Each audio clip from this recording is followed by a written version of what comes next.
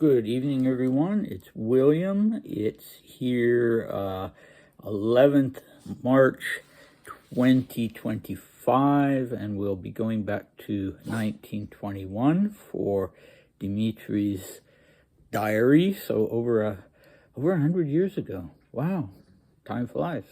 Okay, I've got Nicholas II behind me. I thought he'd show up more, but I see I'm blocking him right next to St. Demetrius. I thought I'd move him there. Anyway, what do we have going on today? Well, we're up to the 2nd of April.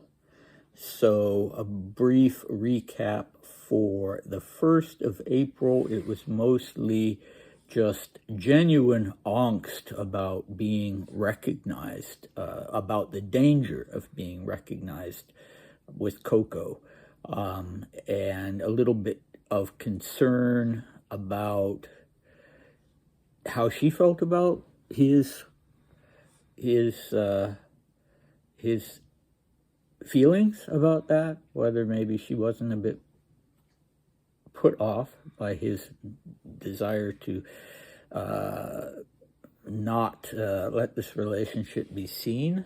But then he concluded that, well, she didn't want it to be seen either, or she didn't seem to want to.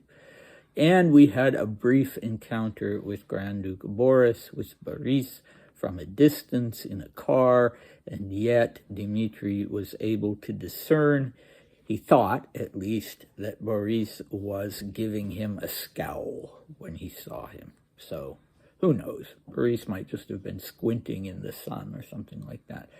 Okay, our cast for today, we have a weird monk, so that's intriguing, isn't it? I hope you find it so. And here we go, 2nd April 1921, a Saturday, Monte Carlo, at the Riviera Palace Hotel. My old dog is trying to get onto the couch, and he's not succeeding very well. Come on, Crispin, you can do it. He's going on another couch. Okay, here we go. Golfing was out of the question for me that day because some kind of competition was going on, and I was told there would be a lot of people, and under those circumstances, it would have been very off-putting for me. So, taking advantage of the empty morning, I wrote until 1 o'clock. Incidentally, I received a letter from Googie. Of course, I feel a terrible pang of conscience. I feel a terrible pang in my conscience when I think about her and the life I'm leading now. Now that's Crispin coughing after his exertion. All right, I'll do that again. Of course, I feel a terrible pang in my conscience. I should say terrible pang. Never mind. When I think about her and the life I'm leading now. For lunch, Coco and I went back to La Tourbie. It was rather original because the clouds were below us, and apparently it was raining in Monte Carlo, but in La Tourbie it was dry and even sunny. Afterwards, we took the middle road and by chance came upon a fenced-in place within which were some kind of excavations. We went in. A strange-looking monk led us around and showed us the remains of what he called a Roman town. On the hill, there was a little house museum in which he had collected a lot of things from the ruins. For tea, we drove to Cap Ferrat and went all the way to the far end of the Cape, where we found a really crappy restaurant. Around 6 o'clock, Coco and I ended up at the casino, of course, where the financial turnover was greatly to my advantage. All right, way to go. Okay, so a letter from Googie. He is conscience-stricken over that. But the question then is, has he let her know? Or is he going to let her know? I hope he's not just going to ghost her or let her wait until the gossip reaches her, as it inevitably will. I hope not, but he doesn't tell us.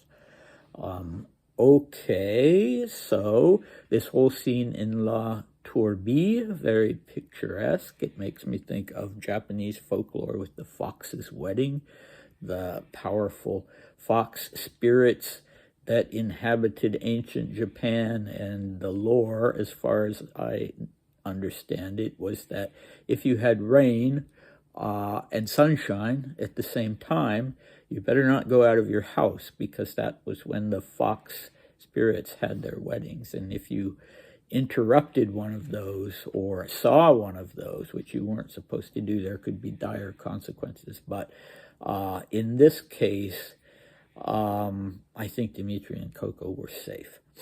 Okay, so this whole thing about the Roman town, what an excellent scene it will make in the novel if I'm able to fit it in. What an excellent scene it would make, for instance, in a Hitchcock movie, with this kind of strange looking monk leading them around and showing them these ruins and this house of his, that apparently it was his house and also a museum with all these relics. And you can imagine it in a Hitchcock movie about international espionage and mistaken identity or something like that, right?